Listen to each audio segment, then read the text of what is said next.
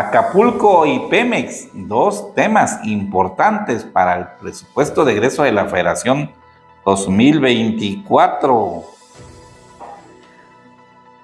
Pues se dice que la banca comercial como la banca de desarrollo pudieran tener recursos suficientes. Se habla hasta de 1 billón de pesos para financiar la recuperación de esta situación que pasó lamentablemente en Acapulco, ¿no? En el puerto de Acapulco, y ojalá pues se trabaje en la recuperación. ¿Cuáles son los principales fraudes financieros en México? Aquí te los vamos a platicar en un momento. Y algo que tiene que ver con el estado de Chiapas, el EZLN, pues ahora desaparecidos sus actuales órganos de gobiernos y reconoce el impacto del crimen organizado en Chiapas. Así que un tema interesante que está ya, que fue muy en boga en los años 94, 2000, pero que ahora ahí está presente el EZLN. ¿Y cuáles son los lugares que vas a poder recorrer con el Tren Maya? Y ojalá aproveches la oportunidad cuando ya se inicie y puedas tú ser parte también de esa experiencia, porque si bien se está haciendo el tren, pero entre todos podemos contribuir a que exista por mucho tiempo. Pues bien, estas son las noticias más importantes en el mundo de la economía y las finanzas. Agradecemos como siempre, a la plataforma Soleste, a nuestras amigas y amigos de la 106.7 FM, Voz de Berriozábal, Radio Naranjo. Esto es Soleste Más, soy Pepe Cruz y vamos a iniciar. Pues como te comenté, uno de los temas que está preocupando a todos los analistas y espero que también a los diputados, porque desafortunadamente la Cámara de Diputados no ha sido muy atinada en estas situaciones y tienen que ver con los recursos públicos que se van a generar para la recuperación de Acapulco después de Otis, de este huracán categoría 5 que generó una gran destrucción en ese puerto.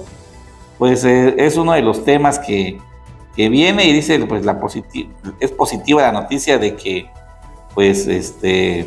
contemos aún con recursos presupuestales, dice, o que pues haya recursos para poder hacerle frente a este desastre.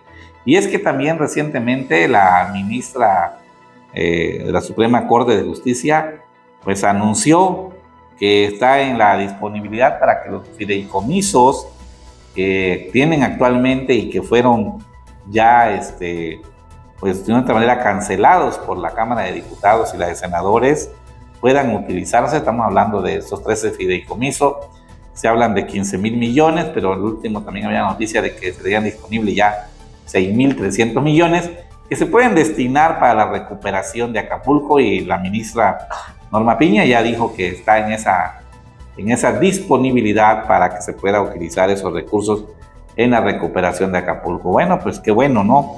Pero también tenemos que ver que pues Pemex pues sigue siendo una situación complicada, tuvo pérdidas, en la pérdida reportada por la empresa petrolera en el periodo fue de 79,134 millones.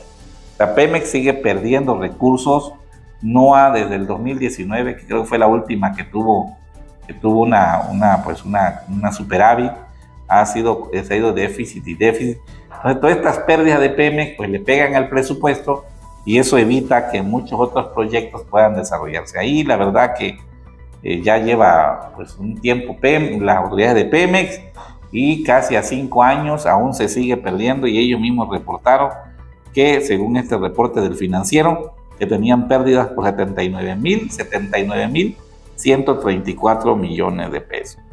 Es un factor relevante en la generación, pues fue el impacto cambiario, que pues solamente el impacto cambiario les pegó en 48,000 millones. ¿Por qué el impacto cambiario? Pues porque pues ahora al vender, pues lógicamente siempre al vender, vendes en dólares, pero ahora ya no lo puedes cambiar como antes, ¿no? A 20, 22 pesos, ahora lo tienes que cambiar a 16, 17 pesos, y eso pues te hace una pérdida de 4 a 5 pesos, que pues en suma fueron 48,000 millones. Sin embargo, pues todavía seguiría perdiendo Pemex más de 30,000 millones. El problema central, y es lo que conecta este asunto con el caso de Acapulco, es que entre enero y septiembre del año las aportaciones de capital que tuvo que hacer el gobierno federal a la petrolera ascendieron a 102,000 millones de pesos. ¿Se imaginan? 102,000 millones que el gobierno tiene que darle a la petrolera para que pueda seguir subsistiendo. Y se dio a conocer una aportación adicional que será registrada en el cuarto trimestre por 55,000 millones de pesos. ¿Se imaginan? Solo Pemex ha perdido más. Se ha hablado de los fideicomisos, ¿no? De los 13 fideicomisos del tribunal, y solo que son 15,000 millones en suma, esos 13 fideicomisos, y solo Pemex ha perdido 79,000 millones, es decir, ha perdido casi 5 veces más de lo que tanto han hecho grandes algunos aspavientos, ¿no? de esta eliminación de los fideicomisos. Pero yo no sé los diputados dónde están, por qué no evalúan, por qué no revisan a Pemex. Digo, ahí hay una pérdida de 5 veces superior a lo que se está planteando. Y estamos hablando solamente del 2023, pero en el 2022, 2021, si no mal recuerdo, que tenía ya acumulado una pérdida en todos los años, más de 120,000 millones de pesos. O sea, es una cosa impresionante de lo de Pemex. Y ahora se le va a suministrar más, otros 55,000 millones, que no tienen, como digo, nada. Los 15,000 millones de los fideicomisos se achiquitan ante estas cifras de lo que está pasando con Pemex. Para el 2024, el presupuesto prevé el otorgamiento de otro apoyo por 170,000 millones. Miren nada más cuántos millones se está hablando de pesos que se tienen que dar a Petróleos Mexicanos debido a su insuficiencia operativa, o no sé cómo llamarle, ¿verdad? Para no meternos en más tema, pero finalmente sigue siendo una empresa no rentable. Y esto pues va a complicar el tema de Acapulco, pues se habla de 15,000 millones. Sin embargo, también hay un anuncio que te voy a comentar sobre las bancas de desarrollo y la banca privada, que hablan pues de que pudieran ellos fomentar también el crédito, ¿no? Que ahí hay que revisar, porque finalmente en estos momentos las tasas de interés están muy altas, la TIE está muy alta por la misma situación que estamos viviendo de la inflación y del incremento en las tasas financieras, las tasas de intereses más bien, tanto por la Fed, que es la de Estados Unidos, como por Banxico, y eso pues nos lleva a revisar que también pues los créditos hay que verlos, revisarlos, porque no se le puede dar con esas mismas tasas a una población que pues va a comenzar a mover nuevamente, primero a recuperarse, digamos, la parte de infraestructura, y segundo, comenzar a mover esa economía, y que va a depender de que muchos mexicanos puedan viajar a Acapulco, estar en Acapulco. Afortunadamente la Cumbre de Turismo 2024 no se ha quitado, se le va a dar a la Cumbre de Turismo para Acapulco, y eso hace que pues comiencen a generarse eventos. Espero que también otras instituciones, gobiernos, empresas lleven convenciones a Acapulco para que pues ese dinero genere nuevamente ese rendimiento. Digo, hay otras ciudades que también lo requieren, pero en este momento la que está viviendo una crisis, porque lo hemos visto en las imágenes, pues complicada, puede llevar a la quiebra a muchas familias, al desempleo, a la pobreza, es el tema de Acapulco. Y no solamente la ciudad, sino también de sus comunidades. Pues bien, como te decía, el sistema financiero dice, si se suman el capital sobrante, esta es otra nota, esta es una nota ya que también habla en Bloomberg del financiero, y lo escribe Ernesto Farril Santoscoy, dice que si se suman el capital sobrante de la banca de desarrollo más los bancos comerciales o la banca privada, pues se tiene más o menos 1 billón de pesos que el sistema bancario podría aplicar en Acapulco. La mayoría de los críticos del plan de reconstrucción de Acapulco coinciden que el programa anunciado se ha quedado totalmente corto, y los recursos efectivos que el gobierno federal piensa aplicar a la recuperación y atención social para la población afectada por este impresionante desastre natural como es el huracán Otis. Es decir, hay una preocupación, el plan es corto, es entendible, el gobierno está tiene, ahorita lo que menos se requiere es que haya más desastres naturales, ojalá no haya más desastres naturales.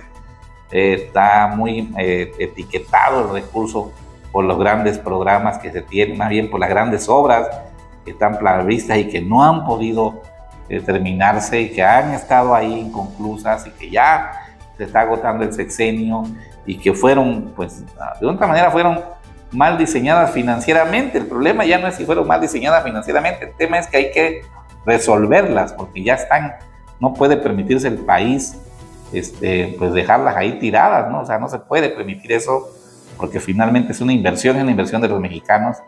No puede pasar lo que pasó en Texcoco, que se fue a tirar ahí muchos recursos y ahí se dejó.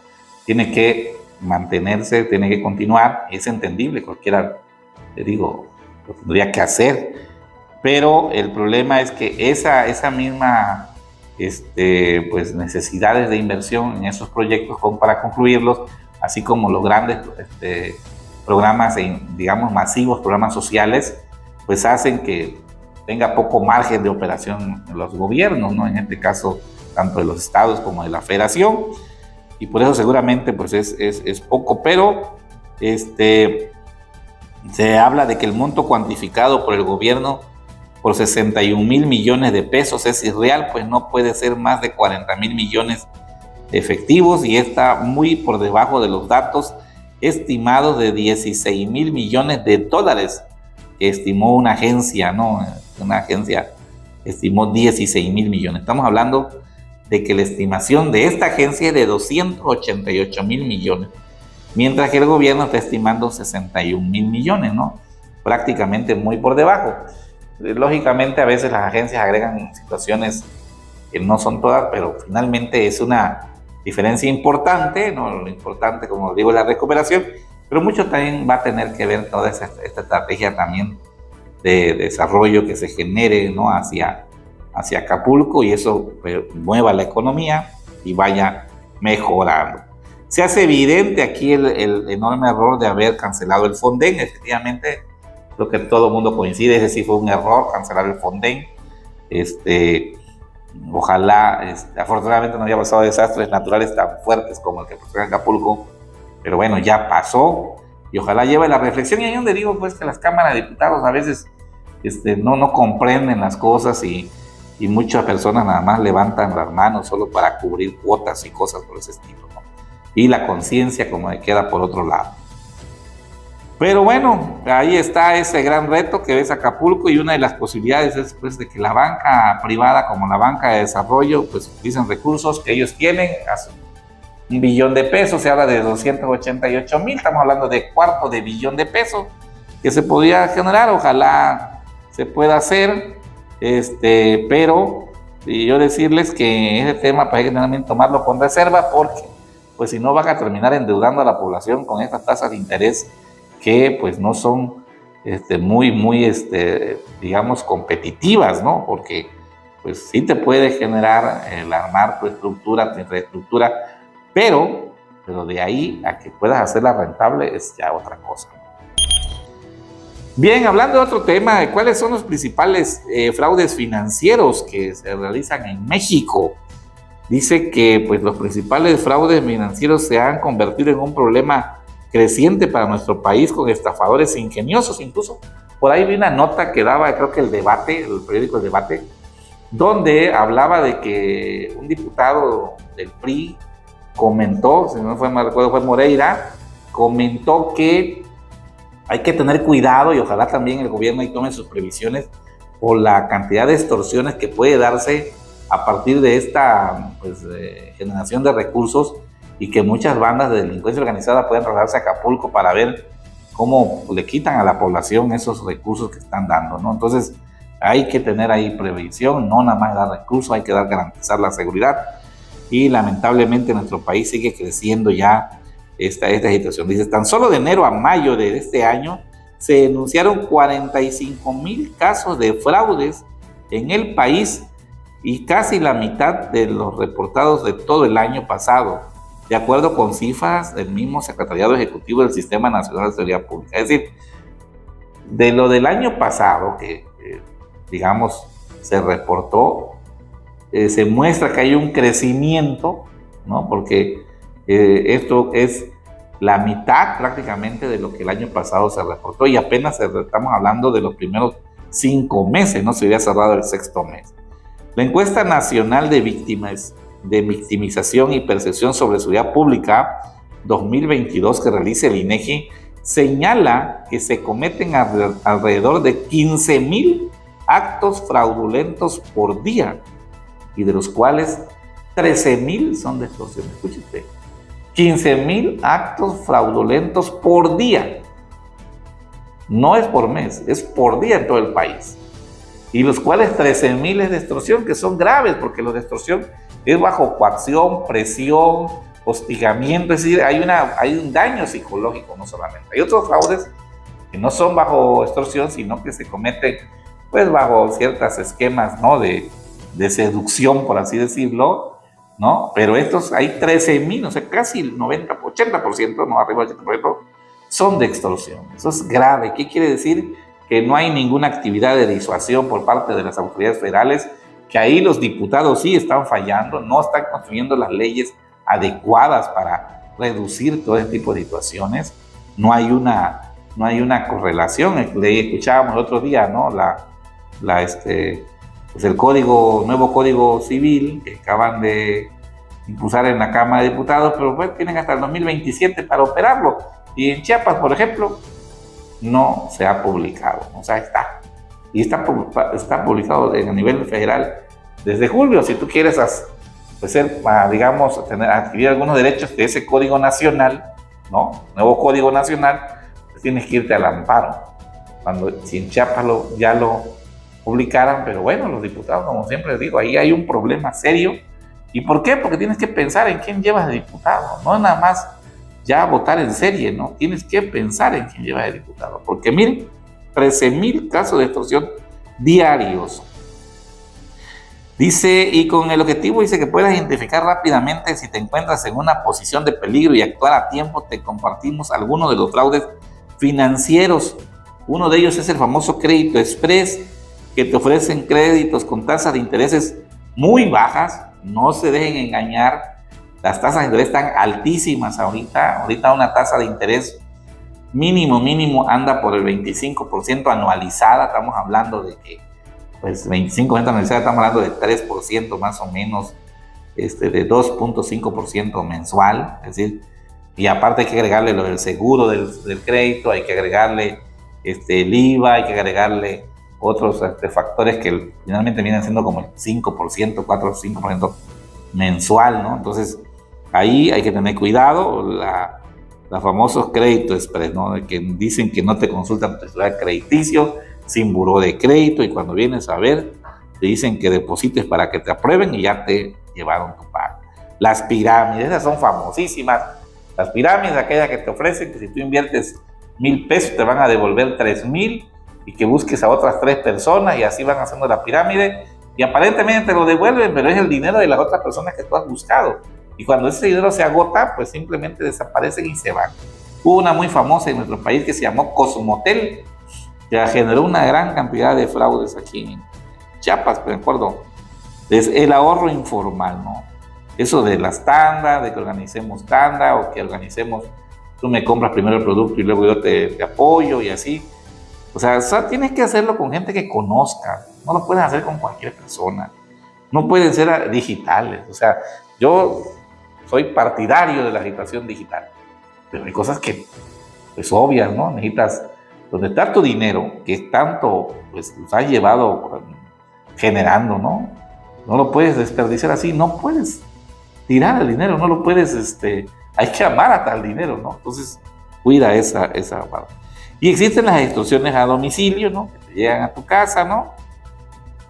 Simulan ser empleados de alguna institución financiera para conseguir tus datos, luego te convencen, te dicen que te des tus cuentas, están registrados cargos irregulares, que van a borrar tu historial crediticio y cuando viene a ver no le des la contraseña a nadie, no tienes por qué darles datos personales, no tienes por qué hacerlo, no estás obligado, sino que el banco directamente te requiera, pero no se los des. ¿Por qué?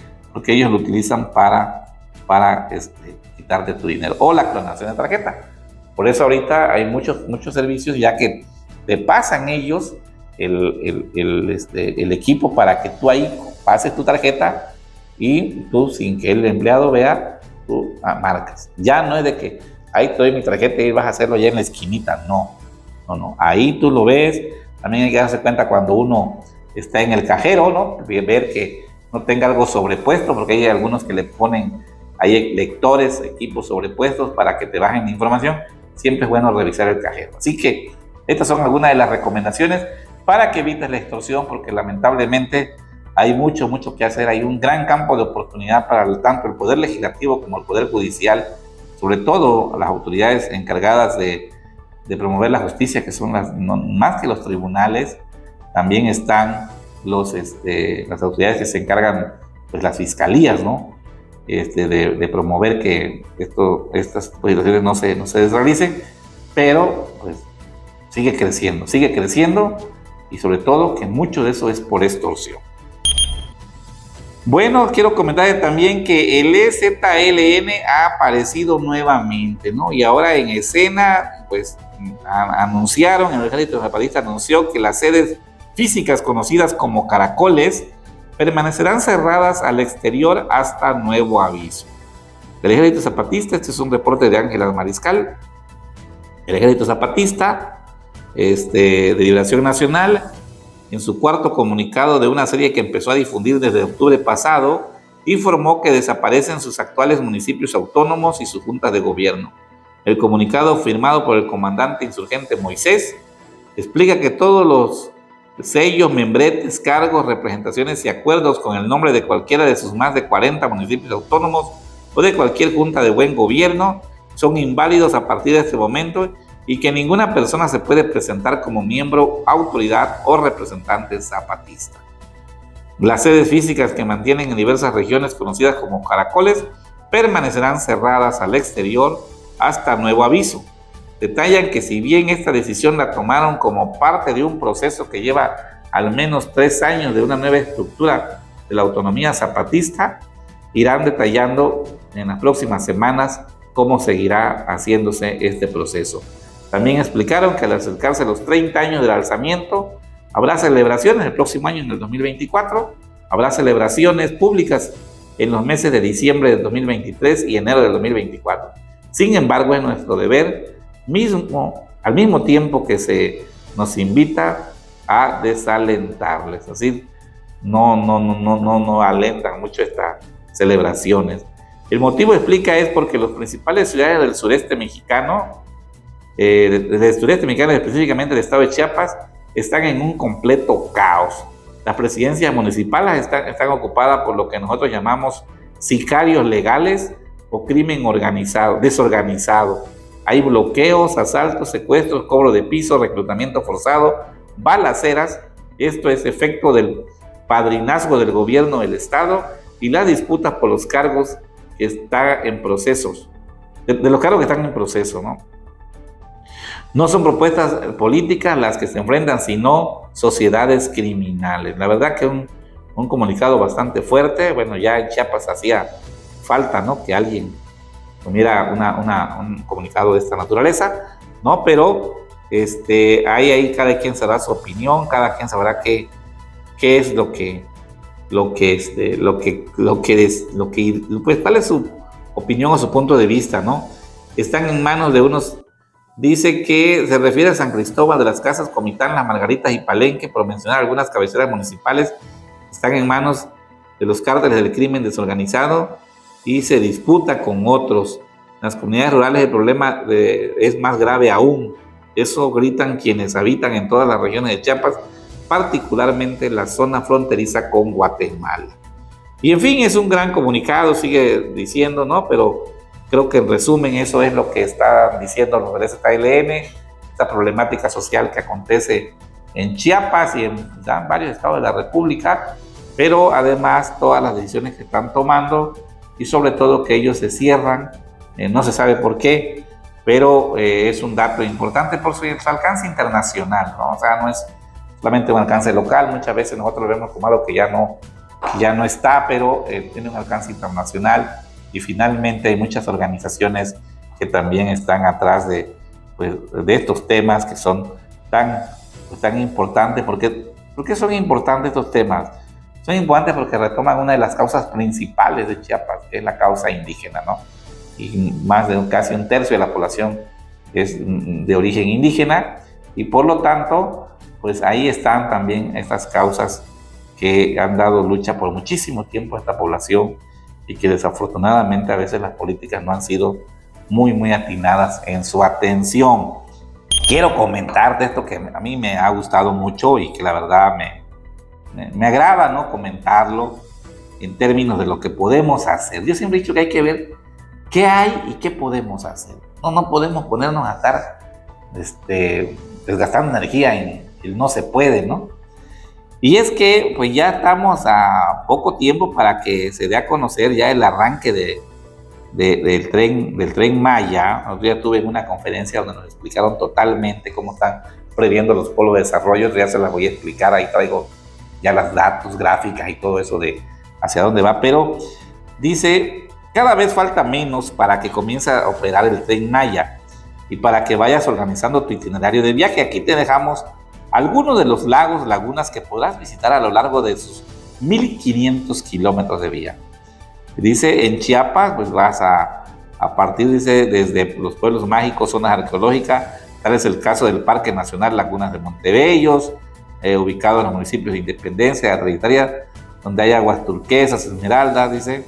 Aquí nos muestra un poco de Chiapas, también de Tabasco. Dice, podrás visitar las lagunas de las Ilusiones. Claro, este es en el recorrido, o sea, no quiere decir que vas a pasar ahí con el tren, ¿no? O sea, son todos los puntos a los que tú te puedes desplazar utilizando el tren Maya, ¿no? En Campeche, dice, cuenta con un lago como Silvituc, con 1,500 metros de longitud, 600 metros de ancho. En Quintana Roo, las lagunas emblemáticas como Bacalar o las lagunas de 7 colores, muy cercanas a la capital del estado. Dice, y pues estas son algunas de las bellezas que tú podrás conocer si vienes al sureste y recorres también este recorrido que va a ser el Tren Maya. Pero yo aquí quiero decirte que no solamente debemos de pensar en la gente que va a venir, no nada más en los extranjeros o las personas que no son del sureste. También nosotros, ¿no? Nosotros debemos de estar ahí. Hay ahorita una promoción. Si tú tienes algún producto, y aprovecho a hacértela, ya no traje la liga, pero es fácil. Busca el Tren Maya, ahí hay una oficina del Tren Maya, y está ahorita la promoción de que si tú tienes algún producto que pueda exhibirse en las estaciones del Tren Maya, no te café, chocolate, textiles, que puedas exhibirse, pues están ahorita recibiendo las propuestas para que en esas estaciones del Tren Maya donde va a pasar, pues pueda estar tu producto exponiéndose. Es una gran oportunidad, o sea, es decir, hay que entrar a Google, buscar la página. Voy a tratar de dársela a Charlie, buscar la página, y si tienes algún producto, ahí está la oportunidad. Y sobre todo, pues dar a conocer nuestro estado, el estado de Chiapas, que aunque va a ser un poquito lo que nos va a tocar, pero, como siempre he dicho, no se trata de debatir si tenemos el vaso lleno o medio lleno o poquito lleno, ¿no? Sino qué podemos hacer a partir de lo que tenemos. Así que ahí está esta oportunidad. Vamos a ir a un corte y regresamos. Estamos en Soleste Más. Soy Pepe Cruz. Esto es Radio Naranjo, la 106.7 FM, voz de Berriozábal y plataforma Soleste. Regresamos. En Soleste View queremos llevar tu emprendimiento a otro nivel, destacando tus productos y servicios sobre los de la competencia. Llega a más personas a través de nuestra creación y distribución de contenidos digitales y dale un giro completo.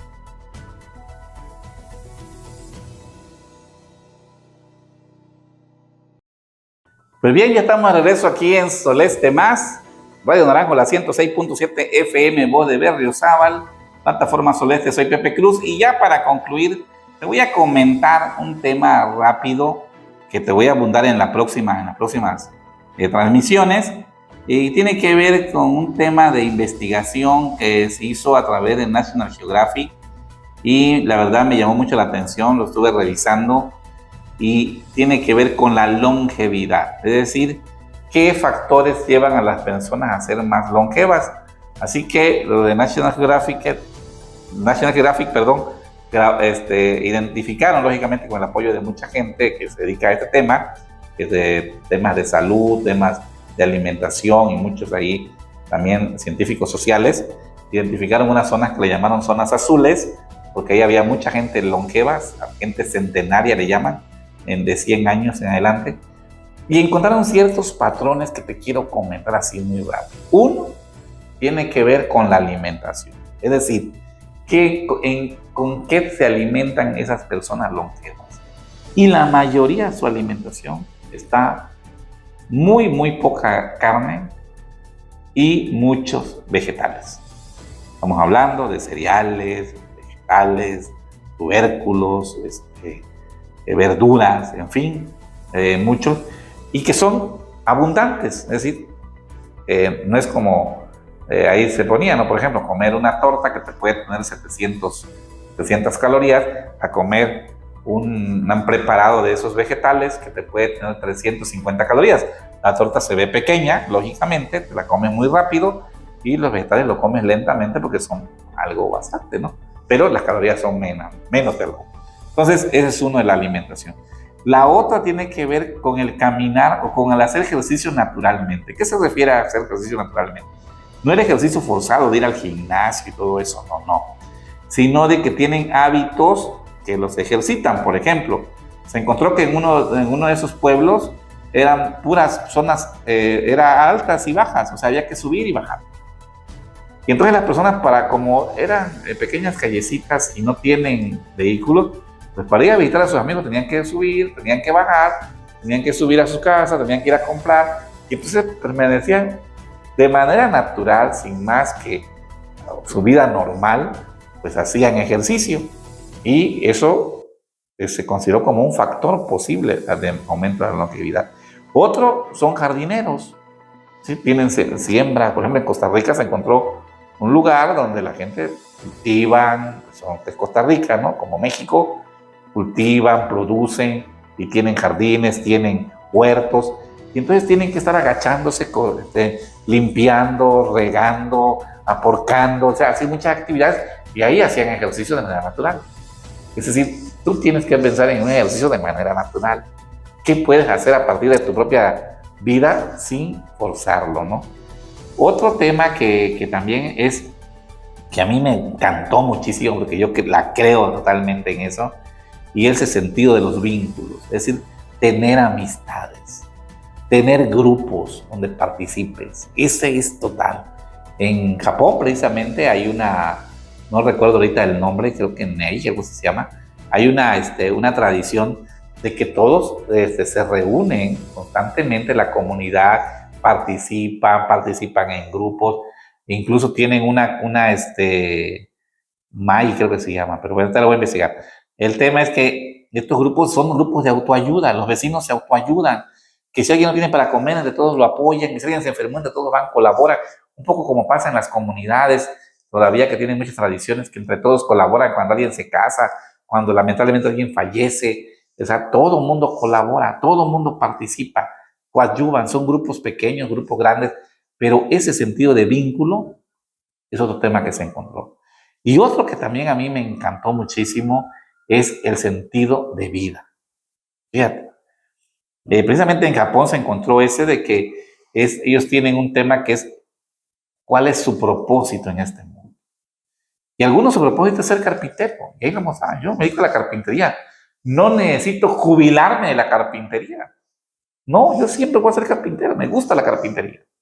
Y voy a ser carpintero. Como yo, a lo mejor me gusta la comunicación. Ese amor es mi sentido de vida y tengo que comunicar hasta cuando llegue, ¿no? Hasta los 103 o 105 años, ¿no? Bueno, pues así ese sentido de vida. Otros se dedican a la jardinería, otros se dedican a la elaboración de ciertos alimentos, en fin, es el propósito de vida. Y en el caso de Costa Rica, le llamaban tener un plan de vida, ¿no? Las personas se dedican al trabajo de sus parcelas, se dedican pues algunos a ordeñar. Se encontró también allá en el caso de Francia, ¿no? Una zona, perdón, de Italia, ¿no? Una zona donde todos se dedican al pastoreo, ¿no? Entonces su propósito de vida es pastorear, ordeñar, llevar la leche, y ahí no hay jubilación, ahí están haciéndola permanentemente. Entonces todos estos elementos, como puedes ver, son elementos que podemos nosotros adoptar. Son cosas que podemos hacer, no son difíciles, no necesitamos pagarlas. Hacer amigos, pues es cuestión de que te pongas a hacer amigos. Para hacer un propósito de vida, pues ve de tus talentos cuál va a ser tu propósito de vida. Tu alimentación, pues también puedes cuidarla. Además, entre más carne comas, más caro te sale tu comida, ¿no? Más.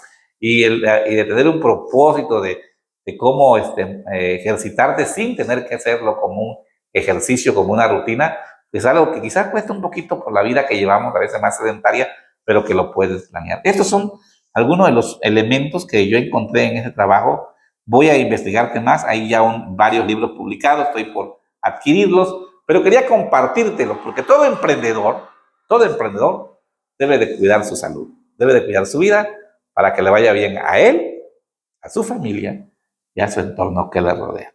Nos vemos próximamente. No te pierdas Soles de Más todos los lunes y jueves de 9 a 9:30 de la mañana por la 106.7 FM a través de Radio Naranjo, la voz de Berriozábal.